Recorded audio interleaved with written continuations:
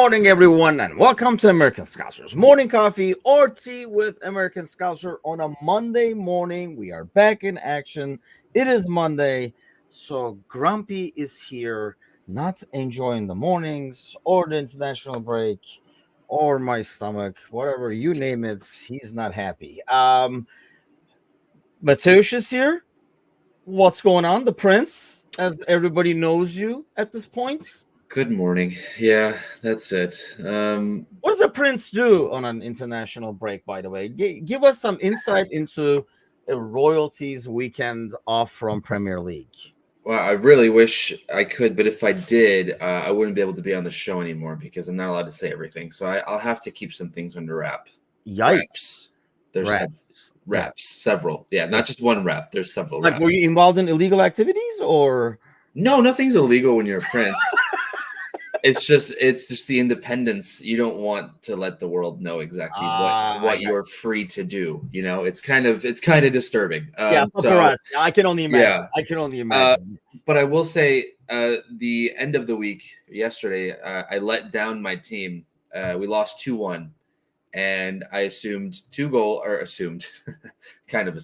I guess I conceded the first 2 goals within like the first 7-8 minutes. Just awful stuff. And then I saved every shot after that, but we lost 2-1 because I'm an idiot. That sucks. So yeah. Is this still like the rowdy Hispanic team? Yes. Less rowdy this week. What was the fallout from last week's? I didn't ask. Were there bans passed out? I don't know. I just show up. I show up and I go in goal and that's it, because most of the guys, like, their English isn't great, so I'm not trying to talk to them and they're not trying to talk to me really, and they're like, just shut up, white boy, just go sit in the goal. And I'm like, yeah, I'm here, okay, and that's it. So yeah, the funny thing is they're probably talking right now referring to you as the tall white kid in goal. It's probably I don't think they're using such nice words. Maybe. the tall white idiot in goal. Something like that. Yeah. I do know though that we got new jerseys. The coach or the manager, if you will, he ordered new jerseys. It's the Mexico national team jerseys. So I got to wear the goalkeeper kit, and that's probably why I conceded, because they're shit, and so am I. Oh man, you should buy your own Polish goalie jersey and be like, "2 can play this game," and then just show up with that next. I mean, it's a goalie kit; it doesn't have to match. It was free though. It's a nice looking kit too. I mean, so I don't mind. Okay, well, you do you. The Polish twats. That's the one. I've been trying to figure out the translation. I think that's the one. Oh man, yikes. Well, I guess we'll start with the goalie conversation then. I have it somewhere over here. Speaking of terrible goalies. No, there's honestly, for an international weekend, there was quite a lot of quotes and stuff like that, especially over the weekend. I was like, all right. Well, I mean, some of them obvious, some of them kind of like good to see. Let's start with this one, since you said goalie. Keller wants Liverpool exit to be a number 1. I think. First of all, let's start with this. Are you shocked that he's still there? Yes. Right? Because we talked about it early in the summer. I mean, we're like, yeah, this is going to be the year.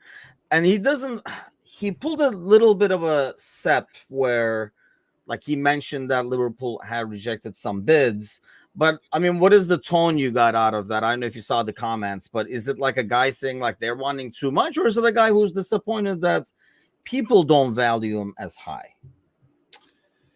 I think it's more of the latter. And maybe it's not so much that others don't value him as high. It's that maybe that the evaluation that Liverpool wants to get out of him may be a little unrealistic, and it's denying him the chance to be a number 1 somewhere, because he absolutely deserves it. And we've said that countless times, whether it's on the morning show, whether it's, Monday evenings, Thursday evenings, whatever the case might be, he deserves to be a number 1 somewhere, and he can be a number 1 somewhere. I think, comparing it to Vandenberg, Quivin actually has something to stand on when he says it, because I think he is He is worthy of that kind of comment because he has shown that he can play at that level. Sepp seemed a little, I don't know, it never felt like it was coming from a place of true understanding of how good he was. Whereas Quivine, like, he knows how good he is and how good he can be. And he wants to be the Ireland #1. And if he doesn't get a chance to play, he's never going to be able to fight for that as much as he wants to. So yeah, he's a good keeper. He can definitely be #1 somewhere. It would suck for us because we're losing, probably the best backup goalie in the world, but you have to do right by him. If you're a club that really does value doing the right things for the right people, then you have to find a situation that works for him. Yeah, but what does that entail? I mean, Sorzy says no one came with a solid bid. Wouldn't they was it Forrest giving us Turner? I mean, might as well giving us you as the backup. And I was like, wow, what kind of that's more on Turner than you, to be fair. I'm just okay, better be. But I mean, is it on Liverpool that nobody else is valuing him that high? Even though he got a lot of playing time last year when Alisson was injured. He did have 8 amazing saves against England. Ryan says, I did not watch that game. But that's the thing, people have seen him. People know what they're getting. He's not rotting on the bench, never playing. So he does get a lot of exposure. Is it on Liverpool that people are not coming out and saying yep, that guy is worth 30? Whereas, when you say the club doing right by him, does that entail a club taking less than what we value him as? Doesn't it say that we value a lot higher than everybody else? Yeah, emotionally, yeah, but when you look at it practically and from a business standpoint, then no. I think part of the problem too this year, and I guess it depends on where Kelleher might want to play, because I think that for this year specifically, there wasn't a ton of demand for a keeper in the Premier League this year. You had Ramsdale move, and you saw Forrest was looking for a keeper, but besides that, yeah, that's true. Pretty much most clubs are we're kind of okay at this point, and if they were going to bring him in, he might have been fighting for one, not necessarily being outright one.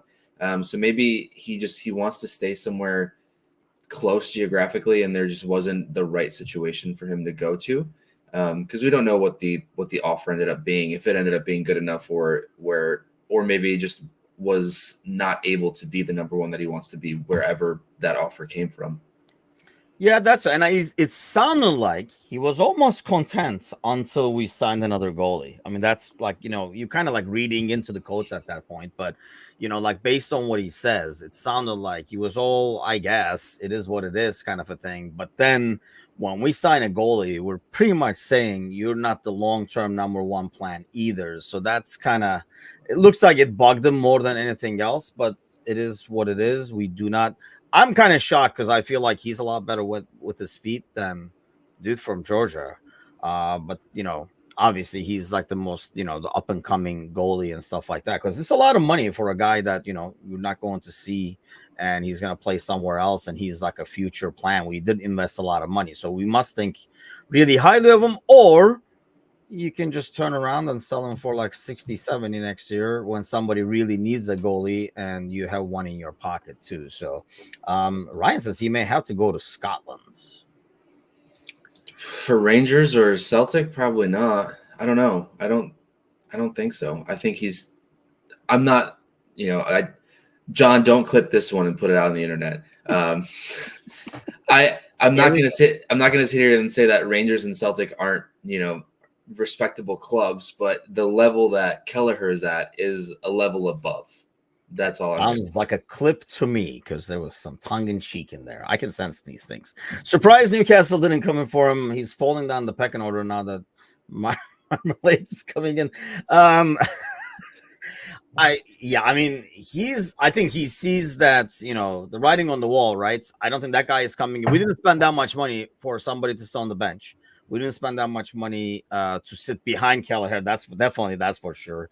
Sitting behind Alisson for maybe a season or something like that is one thing, but definitely not to sit behind Kelleher. So it's going to be interesting. I mean, nothing shocking about it. The only reason I went with it first was because you brought up the whole goalie situation, but I really don't think it's much shocking. It's an honest answer. I'm okay with that instead of sugarcoating stuff and I think, lying. and depending on what that offer was from Forest with Turner, the added problem to that is that Turner would take away a homegrown spot, right? Kelleher it's a homegrown spot, so you don't have to worry about that. So it maybe the money was okay, but then you'd have to give up an extra spot on your squad for a guy who you probably don't want as your number 2 long term anyway. So yeah, that might have had a feels like it's Turner. I mean, it's there's like, every why chance would we want him. Yeah, there's every chance that Jados is already better than Turner, Yeah, right? I mean, exactly. and he does not take up a homegrown spot. So if you're gonna use that spot, it's gonna be on Jados instead of someone that we know of what they're capable of, and it's not the quality that you want. Yeah, I mean, it's like somebody saying, I don't have enough money, but how about the little money and this pen? It's no, like we want the money ultimately. I think this was the deal. I mean, what you're offering, it's not even like a baseball, like a future prospect or something like that. It's like, no, not this guy. We've seen. I mean, obviously, you don't want him. So if he's not good enough in Forest, and do we want him in goal?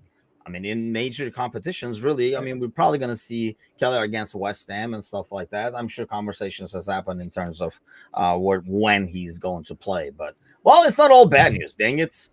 Van Dijk says at both teams, meaning Netherlands and Liverpool, I'm still Virgil van Dijk, which that's not a shocker. The big leader, and I certainly want to remain that for the next 2 years. So, I know he talked about the World Cup. So in terms of the national team, he's talking about that, but it almost makes it sound like he wants to play. The way I read that quote is he wants to play top level, hopefully at Liverpool soccer. So he goes to the World Cup, and after the World Cup, maybe he'll be interested in Saudi money then. Or American money, depending on where he wants to live. Yeah. I mean, not, American money in the MLS is nowhere near Saudi money, but the lifestyle would be a bit different, and so I think for a lot of us, the most worrying thing going into this season was how will these experienced veterans take to Slot, and can Slot make his message heard and be respected to those guys that have been there for so long, the established, the Van Dijk, the Salah, and hearing them out like publicly saying that they want to stay, they want to do this. It's a good sign that the manager has been able to put that impression on them to make them want to stay. Because we know before, Van Dijk had his comments about not knowing, what the future holds, depending on the manager, this and that. And now it sounds like he wants to stay. Mo wants to stay, right? He's kind of made that apparent. Trent, I'm assuming he wants to stay after kissing the camera, because if he leaves after kissing the camera, he's dead to everyone. You are really like hooked on that camera kiss, man. That thing really got you. You have to think about the context. Oh, fuck off. You have to think about the context.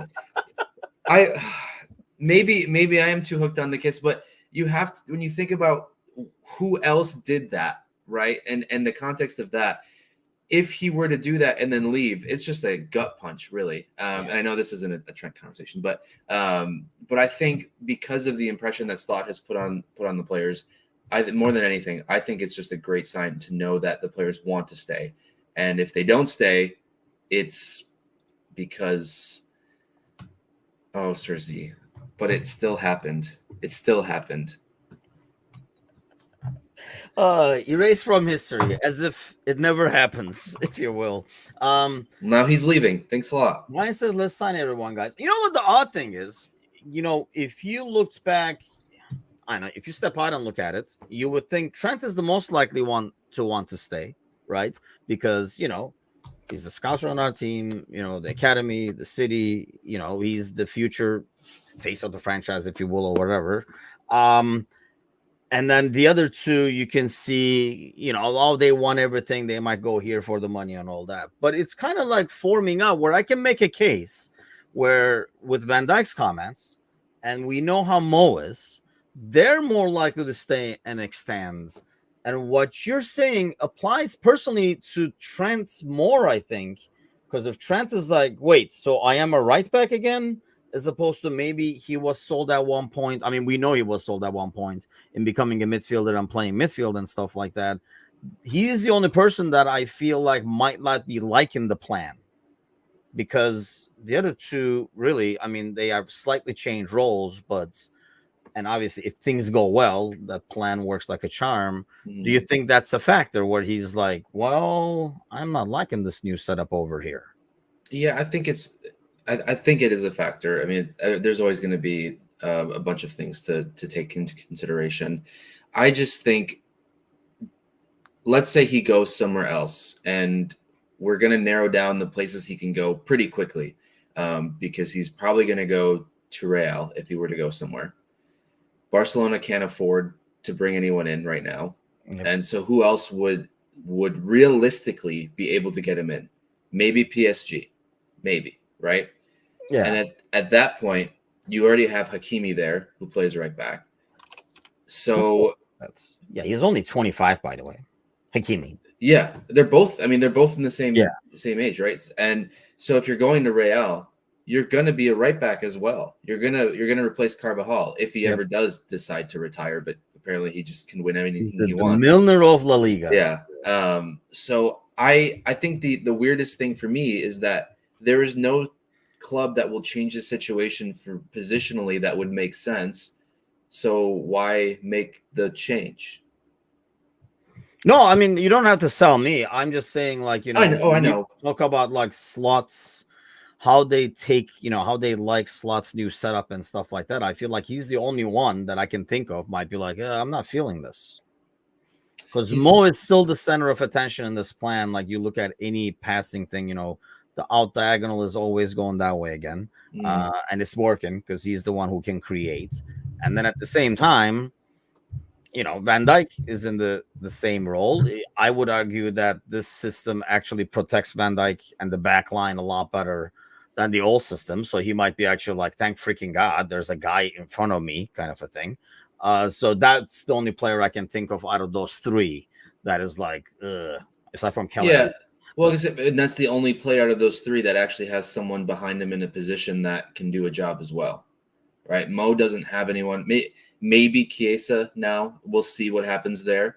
Van Dijk doesn't have anyone that's really taking that spot from him. Yep. But Bradley will always make an argument to try and take that spot from Trent. So he's the only one that also has that breathing down his neck too. So this is 100% on record, 0 clean sheets. Of course, Liverpool won't like that. He's so used to conceding in the first 5 minutes. And that's the thing. I mean, he might like the results, but he might be like, we can do the same thing if I was instead of Gravenberg and Bradley Connors over there holding my fort down, kind of an ordeal too. I don't know. He might be enjoying what we got going as well, because it still enables him to do some of the things, but not all of the things. But he still can, push forwards, not as crazy as maybe before, but we do still do a lot of like overlaps and stuff like that. And we only have like a small sample size. We keep going back to this, but I feel like, like tactically, he's the only guy that might be like, I don't know if I'm liking this, but he might be enjoying it. And going back to Cersei saying, maybe he's like, well, I'm not feeling it, but can't argue with the results. So it is what it is, kind of a thing too. So, and I don't know, what did he play for England? I did not watch the game. I didn't watch the game either. So if anybody who has watched the game and seen Kelleher saves, let us know. Did he play in midfield? Did he play right back? Because I don't know if that kind of like helps. Or I mean, what we saw in Euro definitely did not make a huge case for it. Probably unfair because it was like not the best system, but it kind of like reinforced every thought I have about it. So there's that. So there's that. That's the good news over here. Speaking of, like tactics and slots and the impact and stuff like that, this is something that was kind of worrying me to see. Nick says Trent played right back, played brilliantly. Because that's his spot, Nick. There we go. All said and done. Yes, Bet US must advertise apparently either way. So, but this is something that we've been talking about, and I was slightly worried about is how Kwanzaa would take the benching and how he would respond to it. Based on his comments before the game, he sounds like a guy because he says it's giving me a kick up the backside. You could say I'll keep grafting on the training pitch, and that's all it is. It's never a nice feeling as a footballer to be subbed off at halftime, but at the end of the day, it was the gaffer's decision, but it was the right one. And he goes on to say that he was basically um, like told why, and it was kind of hard to argue with what he was saying. I mean, probably the best thing he can say in terms of like Mhm. owning up to it, right? Yeah, I think his like you have to really appreciate his competitiveness, because if you I know some players will it's we laugh at them when they say, I want to be the best because we watch them play. They're like, you don't have a chance ever at doing that. But I've without seen the that best kid. without that ambition, you can never be the best. So at least having that mental fortitude to come back and be mature enough to understand that this was it was bigger than you, and then B, a learning experience you can come back from, and because you're still going to be used this season, you're still going to be a very important piece. So just you're going to have to take your time when it comes and go from there. Yeah, I mean, I kind of like exactly what he said. This is what I was hoping he would say. If somebody said, write down what do you want him to say, this is probably what I would put down. Um, and really, honestly, I did not watch that first half and said Kwanzaa is the guy that's kind of like leaving us behind over here. But that's why Slot gets the big bucks. I mean, like he identified as like the the cause of all problems, if you will. Mhm. And the game changed. The game literally changed, and maybe it gave Konate that boost at the same time and gave this kid the boost at the same time. So that's kind of like a good ordeal overall. And I really like how, because I was really afraid when he would come back on the pitch, is he gonna? I mean, I guess we still have yet to see that, but is he going to play almost timid to make a mistake and stuff like that? Because obviously that's something like we can't afford out of our center backs, especially in this system, the way we play. But a couple of things. So He let's talk. did also real quick. He did win man of the match in for the Yes. U21s for England. So whatever may be going on in his head, it hasn't affected his play on the pitch, at least for the national team right now. So that's good. That's a good sign. That is a good sign because you would think that's something that would like carry over, and I'm assuming we're gonna see him against like West Ham or somebody like that first. Not in the Premier League. My guess, you never know. I don't know. That's going to be the next interesting part. I mean, Sergi says the sample size is 9 points, and that is, it's you can't kind of um, undermine that. But when we talk about tactics and like fluidity and all that kind of stuff, that's our sample size. We're just looking at the first 3 games, so it's kind of hard to. I know we saw like 8-9 years of Klopp to be able to Mhm. kind of like know everything about the system. This is kind of slightly new, and I think the biggest test is yet to come in terms of rotation and how much rotation there will be, how he's going to handle the rotations, will it work, and all that kind of stuff. He seems to be thinking about things a lot more like analytical. Maybe that's not fair to talk. Like as opposed to like apples to apples, like he kind of like makes changes based on other aspects as well. So let's see how he does and if it does pay off. But speaking of paying off, what a tie-in! You know what? We did make this happen at the end. So thanks to you guys, and I do want to, like thank the sponsors as well. These are the people who actually sponsored ours for the 24-hour podcast.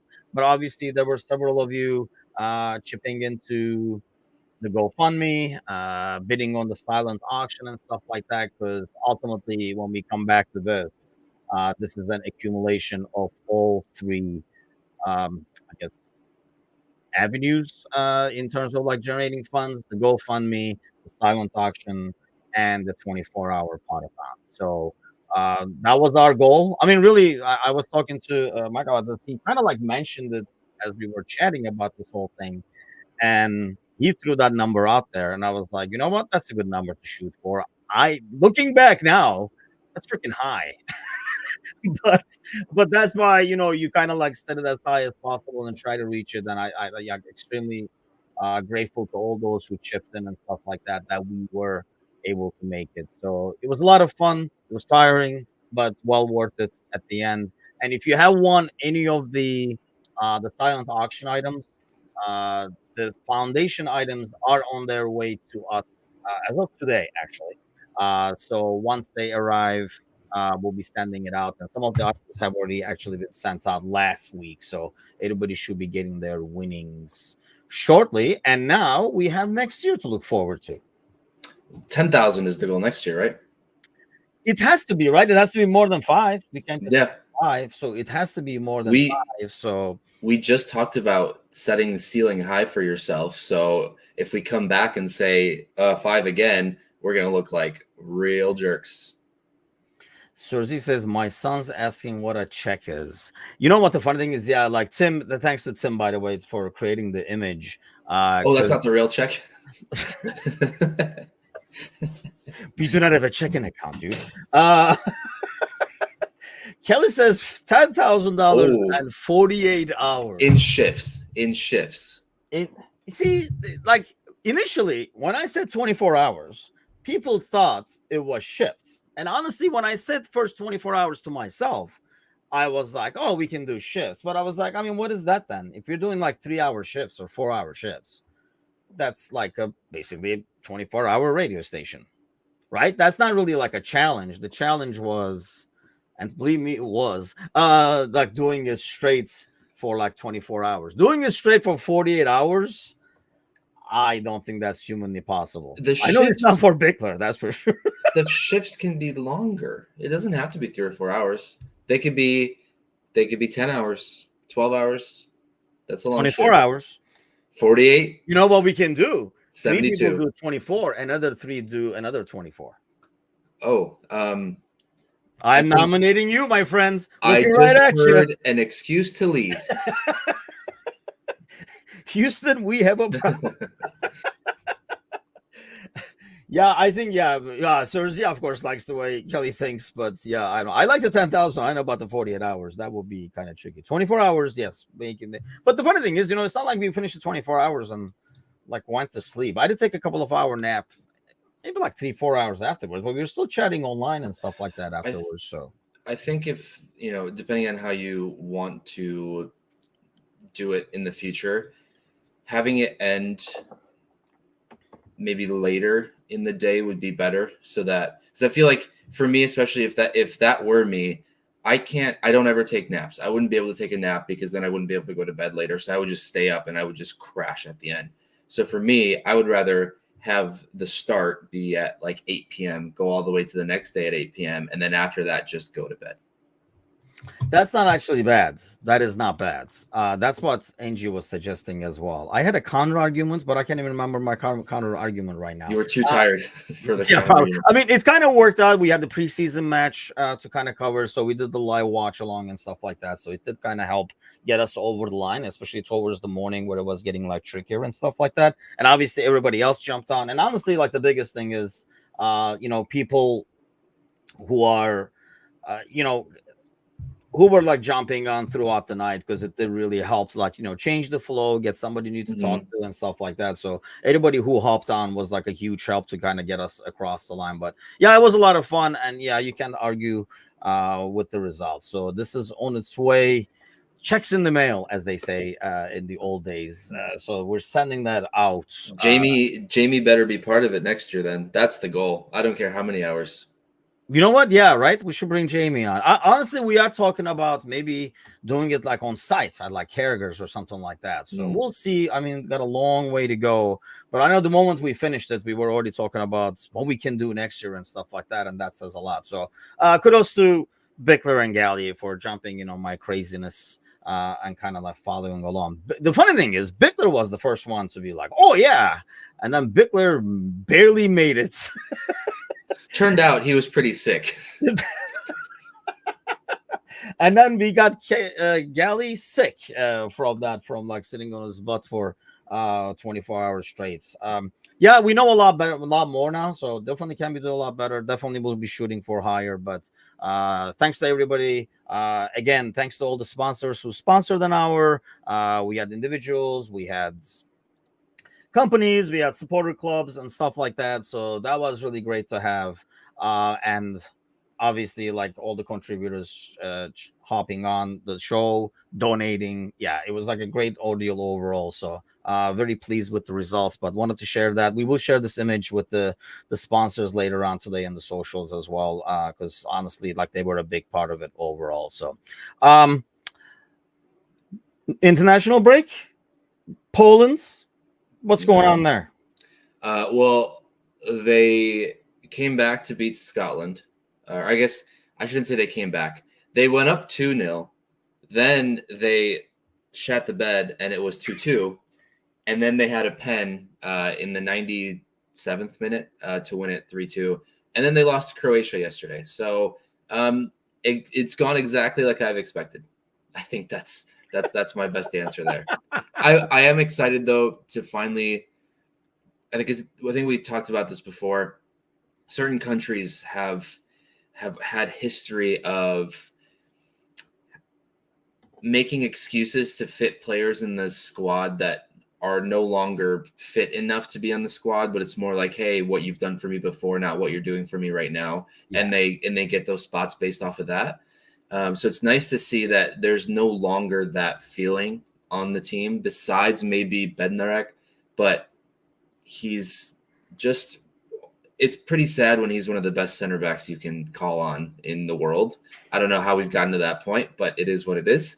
So yeah, I mean, all in all, it's exciting because there's some good young talent. Szymański, obviously he plays over at Fenerbahce, so you see him quite a bit. And then Nico Zalewski, who plays for Roma, I think he's awesome, man.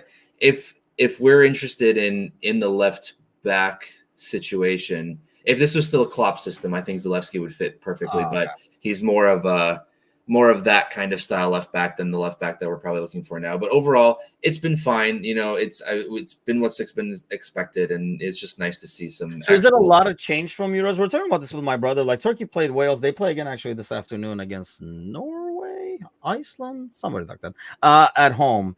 I think it is Iceland actually, but I mean, do you like? Did they change it a lot? Because we were like, should it be a continuation of the Euros? Mind you, Turkey was very young in the Euros, so in some ways, it's the team they're building. Or we noticed in some like national teams, they didn't even call any of the old guys for this because it was more about let's see the young guys. I mean, what friendlies used to be like bringing some guys and testing them out and stuff. Yeah, because I mean, especially now, it's not necessarily friendly if it's the Nations League because there is something to kind of play for, so you're not stuck kind of playing for nothing. But I'd say for the most part, the Euro team, there are a couple changes, but only changes that you would expect. Just guys that just got a little bit older that there's just no place on the team anymore, and some of the guys that have shown. Younger guys that have shown a bit more potential are getting the chance to actually be able to play and show what they're capable of. So it'll be a dark place once Lewandowski retires from international football, though, because there really isn't. There's good quality in midfield, but there isn't anyone up top that you could really rely on right now. So that's going to be interesting. Yeah, that seems to be like that's a Turkish problem as well. There's no like striker. It feels like we have like depth in every. And Ferdi is out of action, so that kind of hurts a lot right now. But yeah, I mean these games are like for shits and giggles. It feels like I don't put a lot of stock into it. The only good thing would be like to see some of these young guys up and coming and stuff like that instead of playing some of the old guys, which they were not really. Even Hakan Çalhanoğlu came off the bench and stuff. And Turkey was down to 10 men for like 30 minutes or so, and it was still a 0-0 game at the end. The Turkish team will be a real tough team to win next World Cup. Yes, I mean that's the thing. I guess in some ways it was a very young team at the Euros, so it makes sense to continue to build on it. But would have liked to see. I mean, certain players, right? Like we know what we're getting at this stage, so let's see what we get from these other guys. But we're talking like 2 years from now.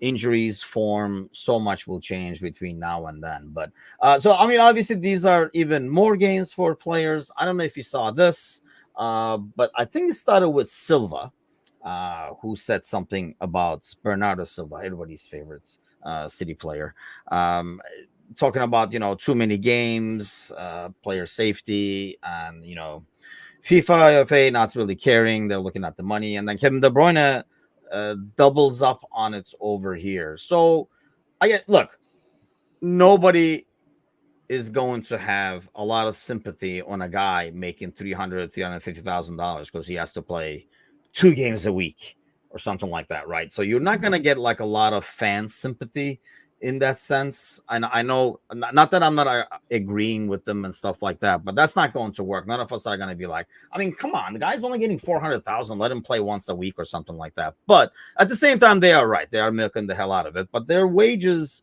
because the income is going up, that's how all these contracts and the wages are going up as well.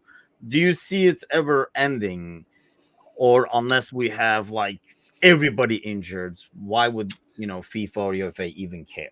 That's, I think, the fan sympathy would come then from anyone who starts seeing a lot of players get injuries that take them out of games. Because what's worse than having 2 games a week is having no games a week, because you're not able to play them at all because you're hurt.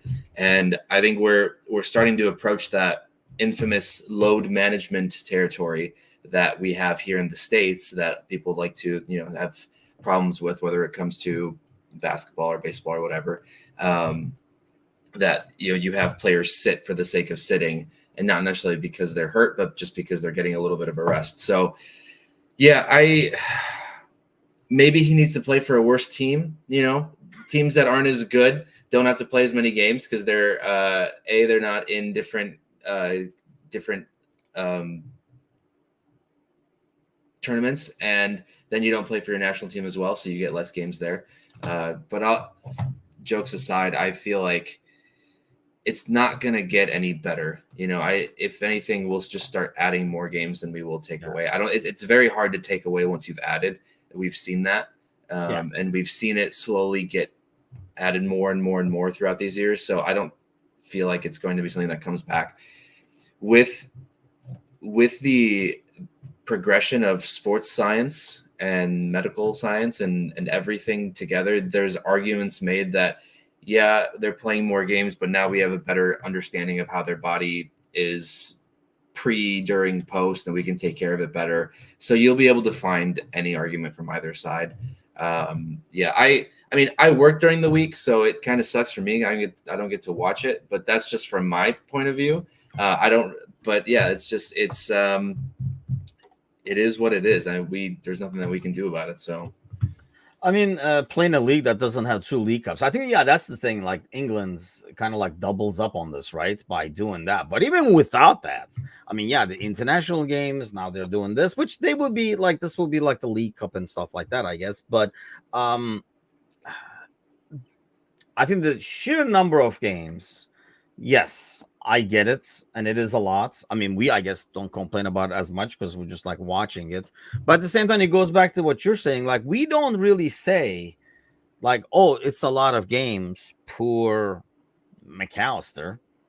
We say, Liverpool should have some depth so we can rotate McAllister. So with that mindset that we have as fans, I don't see where it will ever end, because the money keeps coming in. They're not going to stop the money. Nobody's like turns off that valve, so they're not going to stop that. The money is keeping coming in. And honestly, as clubs are basically now saying, okay, now we have to have a deeper squad. If anything, I don't know, like, Ryan was talking about the quality of play. I don't know if it affects the quality of play for us as much. I think if anything, these squads are getting bigger, so the rest of those teams, the overall quality of the rest of the leagues are getting less and less. Yeah, because you're taking the talent away from those leagues. Yeah. And so the only change I could see is making, like, let's say the Champions League, the Europa League, they'll say that your active roster is now, you get to add 3 more players than there have been before.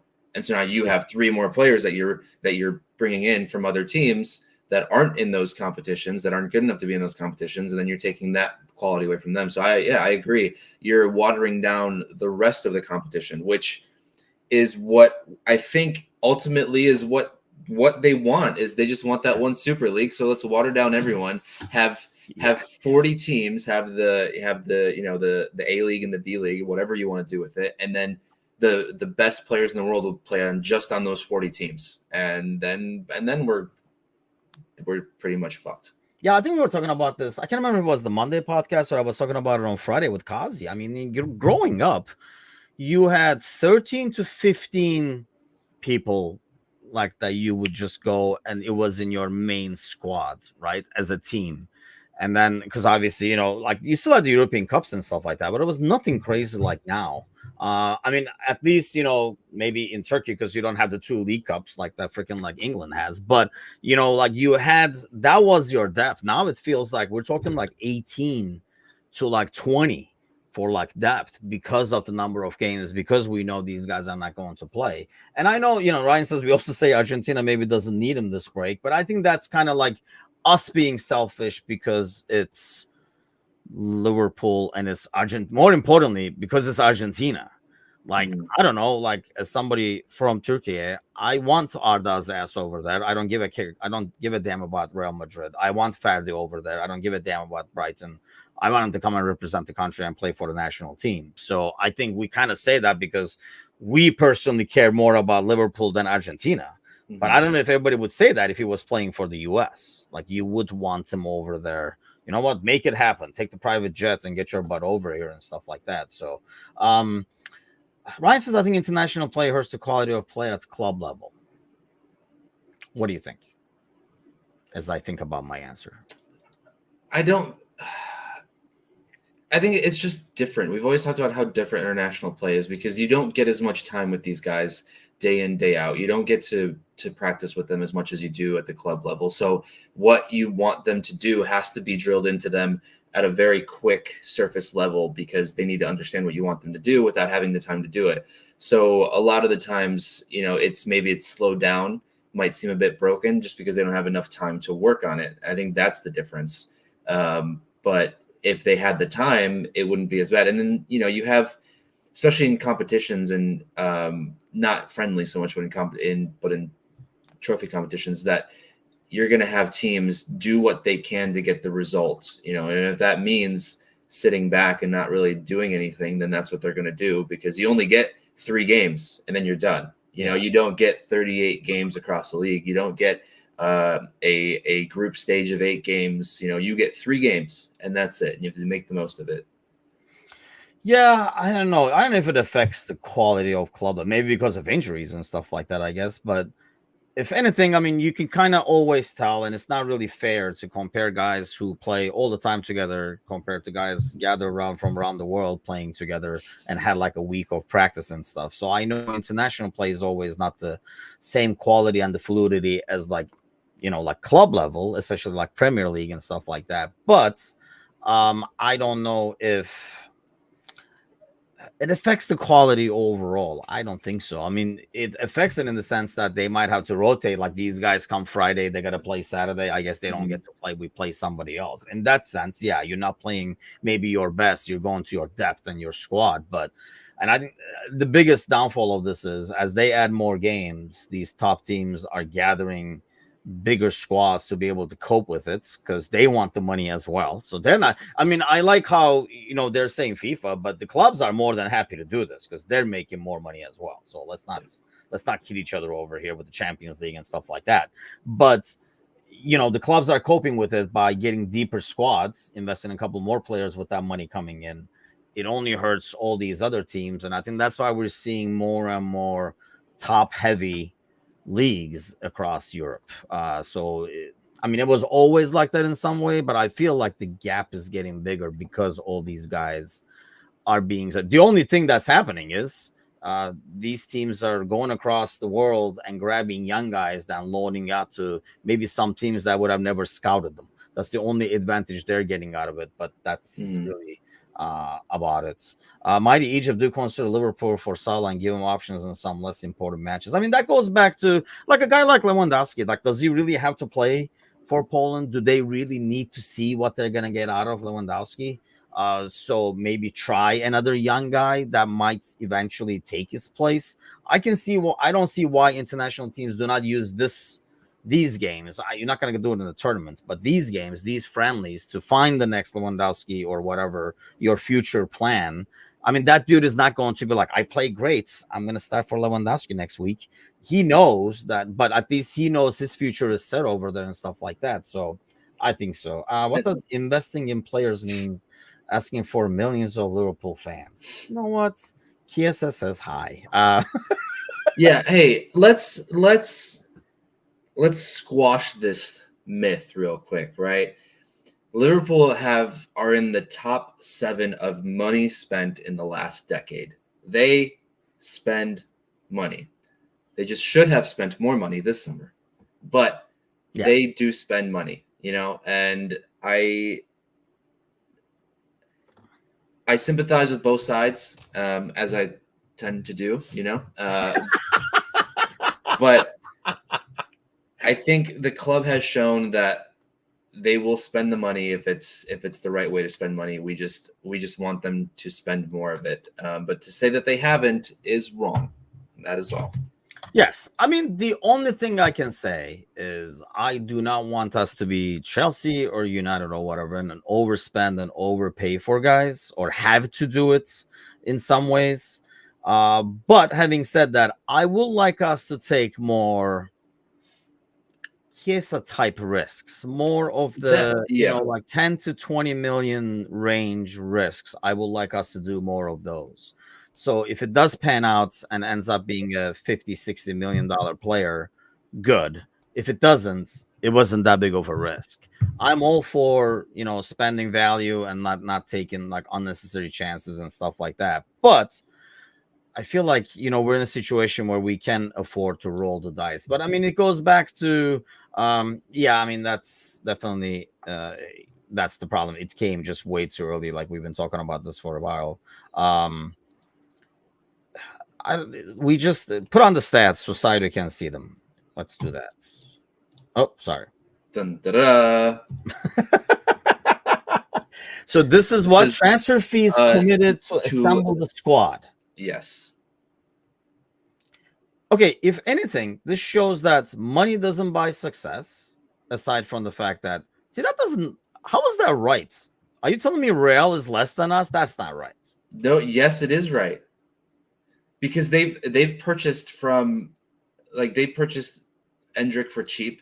They purchased Vinny for cheap. Like they're able to spend money in different ways because they're not building.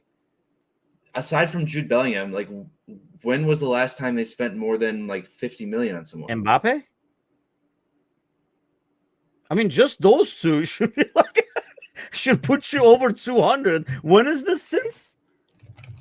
Hold on. Oh, well, it looks like what their current squad took to get together. Yeah. Okay. Hold on. In real time, let's take a look.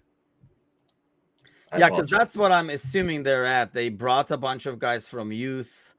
Mbappe was free. Yeah, because it would not count. So the wages don't really. Well, it does say go up a little bit. I thought it said it includes. Including any add-ons. Add-ons and things. Okay, so basically these are just transfer fees paid. Yes. Hold on, I'm doing some real-time, some actual research happening in the background. So Arda was 20 million, right? Fran Garcia was 5 million.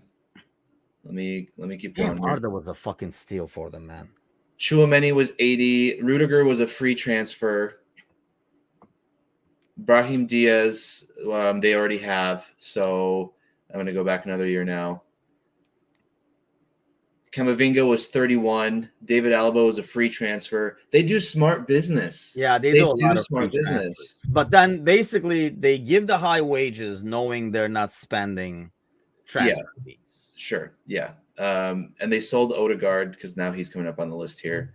Okay. I'm thinking on Real Madrid. I thought that was too low. But I mean, here's the thing. Saito says 7th and doesn't like it. But do you want to be 1 or 2 on this list? No, you do not, because the 1 and 2 in this list suck, and there's they're like a major disaster. So I think basically it's smart business to get people on free, and then let's hope we're not talking about Trent being in that mix next year.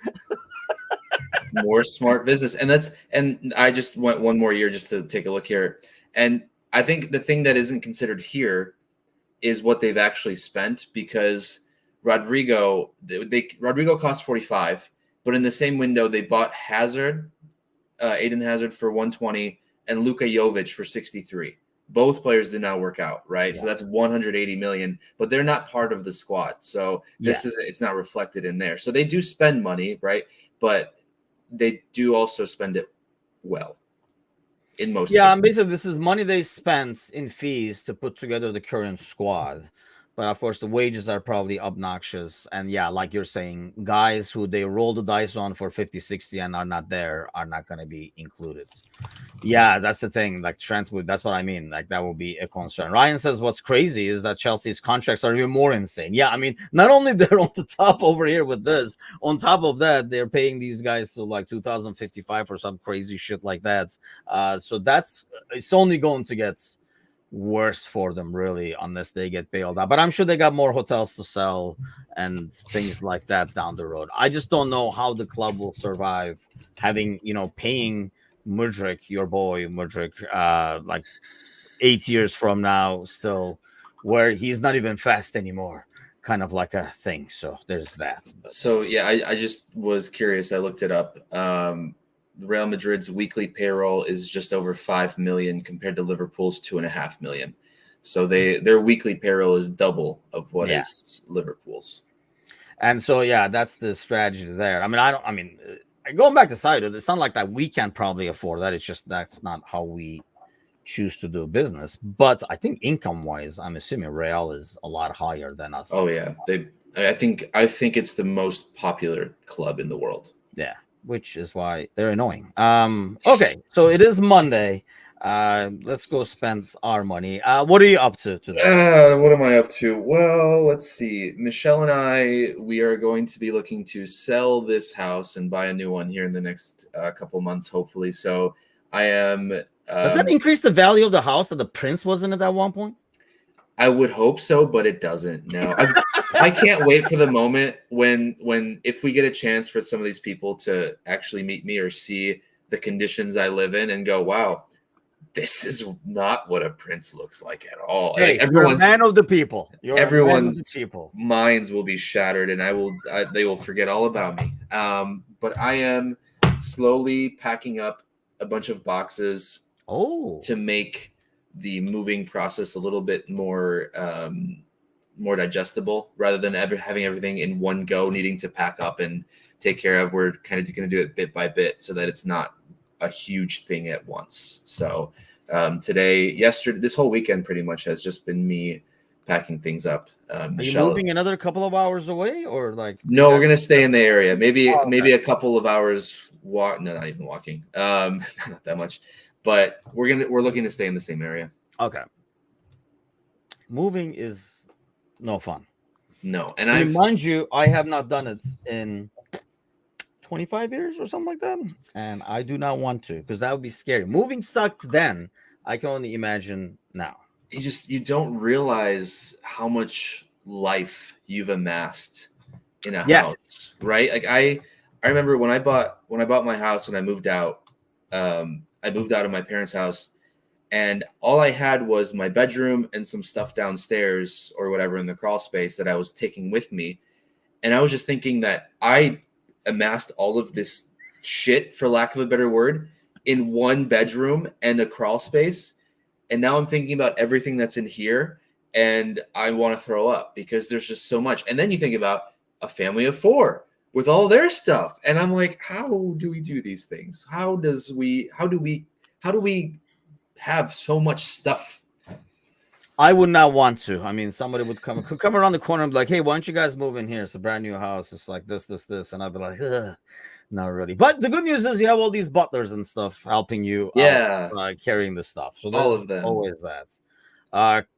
I move cross country a couple of times a year. Like, so Ryan is on the run is what I'm getting out of this. Is Ryan your real name? Yes, Ryan Thompson does sound a little generic, right? So maybe Let me see. What name could I get that sounds familiar but doesn't sound too suspicious? so it's gonna be like Ryan Smith in like a couple of months over here, joining us from like another state. But yeah, basically, Matusha's going to start to pick up boxes. Yeah, it's like, Yeah. geez, you dropped that. It's just, yeah, I see how And that works. and every time I'm saying that, I'm saying it into a mirror because it ends up being me that's picking up the boxes. Oh, okay, not a couple of times a year. I was like, God damn, man. Yeah, I would hate to do that. But yes, and we got to meet Ryan in the petting zoo. So We that did, was- yes. I um, don't think he took advantage of the petting as much, but we did. what you guys did around the bar, I don't want to know. I was just chatting it up. I wasn't doing a lot of patting myself. Okay, that's enough censored content for today. The gang will be back tonight. I will not be probably. It's game time decision, but doubtful. Let's put it that way. But Galli and Bickler will be on. They're also doing the Premier League show at the same time as well. So do tune in this evening, 7 o'clock Central, 8 o'clock Eastern. See what those boys have to say, and I will try my best to make an appearance. But like obviously you guys met my brother and my nephew as well.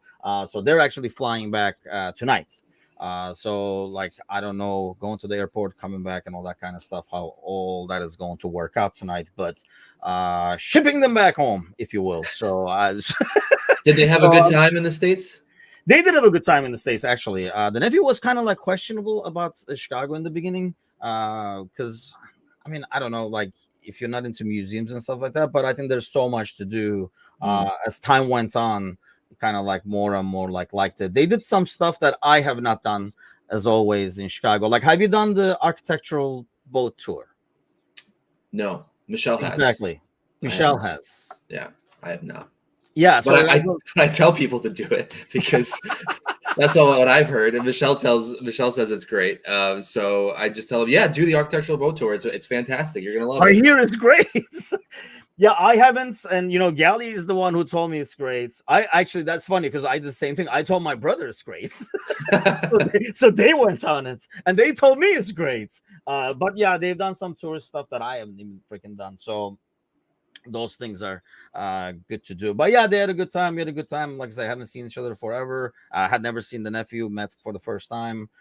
They enjoyed our time, like with the Liverpool game and stuff like that. So yeah, good times were had. A lot of PlayStation was played, and more to be played online now because they grabbed the PlayStation 5 on the way back. So it should be some good times. But on that note, do tune in tonight because the boys will be here. I'll try to join from the airport or some shit if I'm not kidnapped. And then I'll see you guys Wednesday morning here with the Mellow crew. Until then, have a great week, everybody. Enjoy the international games as much as you can. And I'll see you guys Wednesday. Take care.